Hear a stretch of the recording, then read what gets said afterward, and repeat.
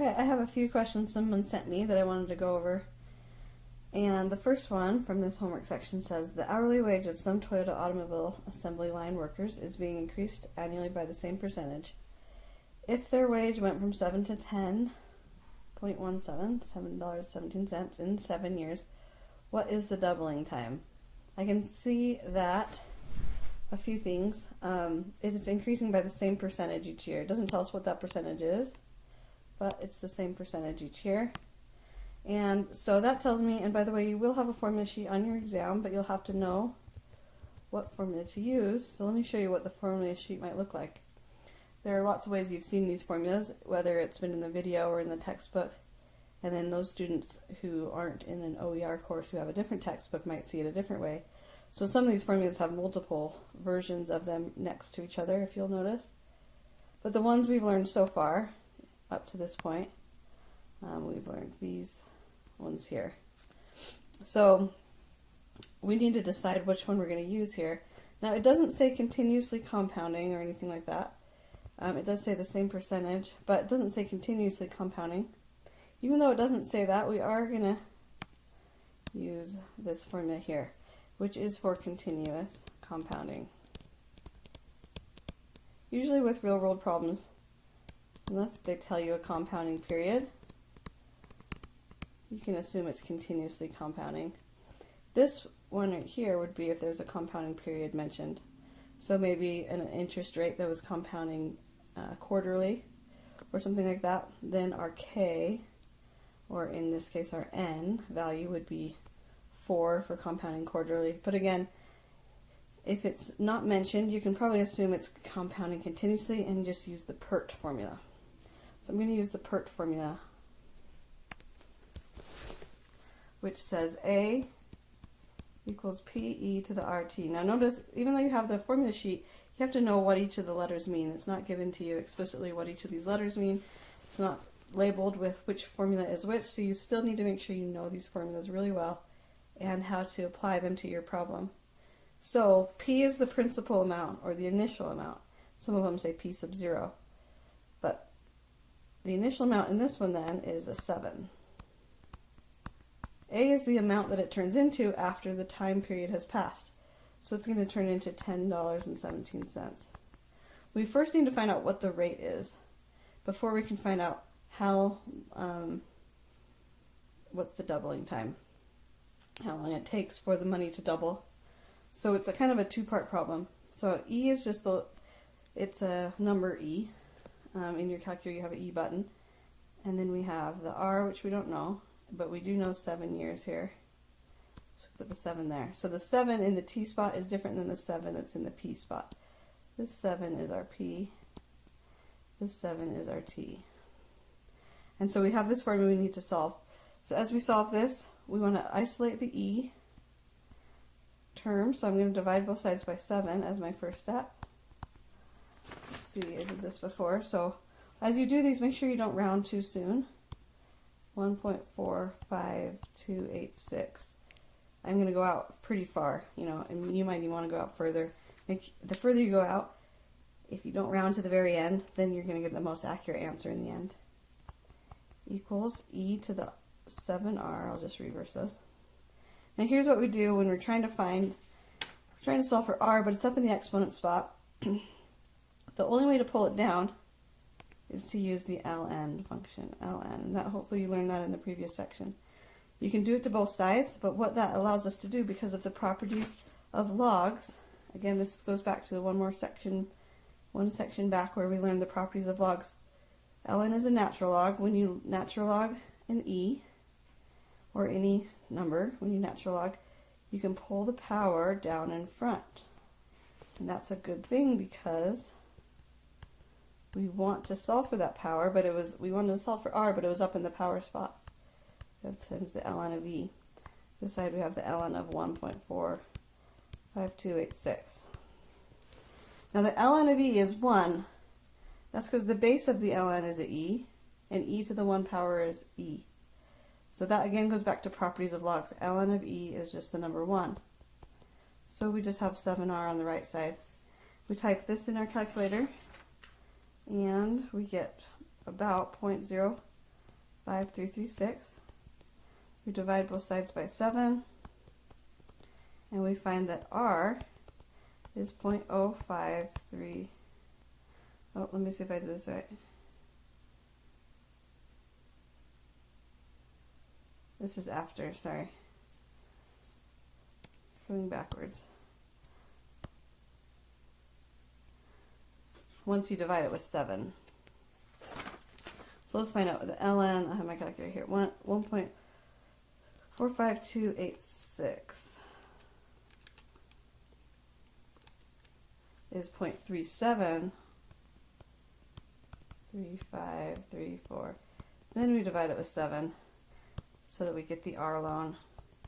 And that's where we find out the rate that it's been increasing at. And that is the 0.05336. So if you move that and change it to a percentage, it's about 5.336% is what it's been increasing per year. Now that's not what it asked though, right? This is, like I said, this is a two-part problem. So now that we know the rate, now we can find out what is the doubling time. The doubling time. So I'm going to start with 7 again. To double it would turn into 14.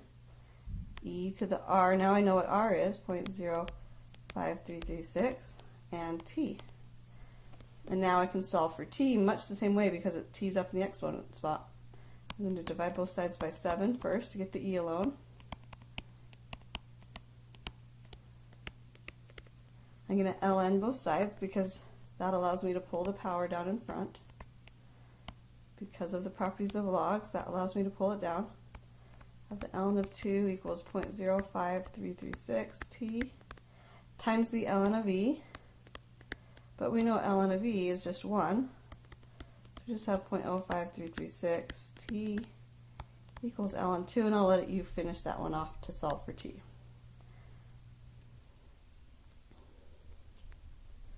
Okay, one more problem I wanted to mention here. The city of Annville is currently home to 28,000 people, and the population has been growing at a continuous, this one did mention its continuous rate of 4% per year, and then the city of Brinker is currently home to 11,000 people, and the population has been growing at a continuous rate of 5% per year. So it specifically said continuous. That's our big clue.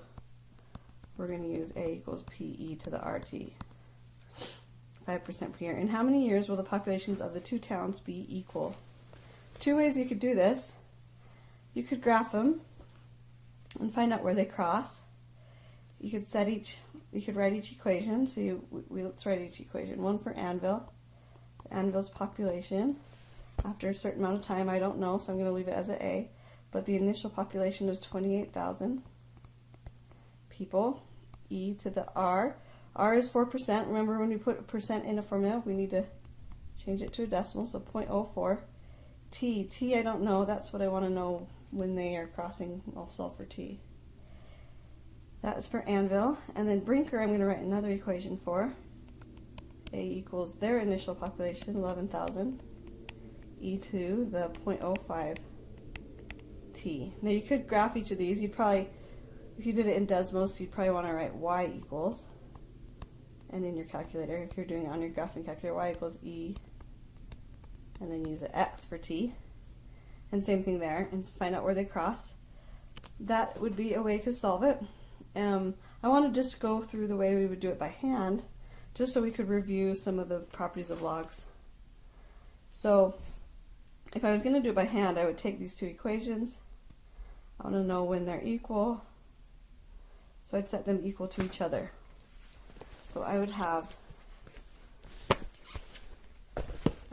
28,000 e to the 0.04 t equals 11,000 e to the 0.05 t. And I would solve for t. So I'm going to start by dividing both sides by 11,000, just so at least one of the sides of the e will be isolated. When I do that, again, I don't want to round too early. I'm going to get, I need to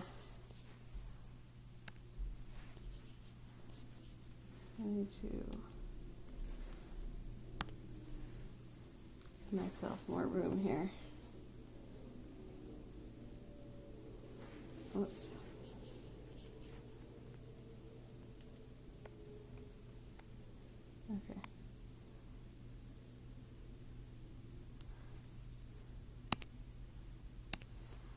So when I did that, and I put that in the calculator, we have 2.545454. It goes out forever, so I'm just going to go to there. You know, the more out you go, then the more accurate your answer will be. E to the 0.04t equals, this one we divided by itself, so it's just 1, e to the 0.05t. Now I want to know what t is, but again, t is up in the exponent spot, so what we do is we ln both sides. Because of the properties of logs, we can pull the power down in front now. This is a multiplication in here though, so I'm going to, this is one of the parts I wanted to expand on. Let's look at the right side of the equal sign. We can pull the power down in front, 0.05t times the ln of e, but ln of e is just 1, so I just have 0.05t. Now this one we have the ln of 2.5454 times e to the 0.04t. And if you remember how to expand logs, when they're being multiplied inside here, we have one log of two factors that are being multiplied. We can expand them into addition. That's one of the properties you want to make sure you remember. 5,4. If I expand it, then it makes two separate logs with a plus in the middle. Now, because this is the ln of e of a power, I can pull this power down in front of this individual ln. And so on the left side I have the ln of 2.545454 plus 0.04t times the ln of e, but we know the ln of e is just the number 1.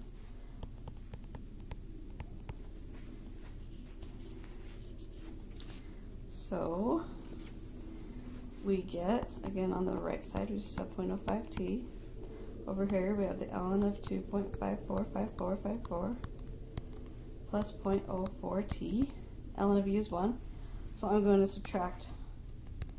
You can see where I'm going with this on both sides. So we have 0.01t on the right side with the ln of 2.545454 on the left side, and divide by 0.01 on both sides, and we have found what t is. I'll let you guys do that and solve your answer. You'll probably have different numbers in your homework, but that is how you do it by hand. Now again, you could graph it, but I liked showing you by hand so we could practice that expanding property of logs. Hopefully this helped with these two problems. We're going to have a lot more application problems that deal with a lot more formulas in the future, and as we get into the finance math. So make sure you really understand this stuff so you'll be prepared for the next chapter. And let me know if you have questions along the way. Thanks.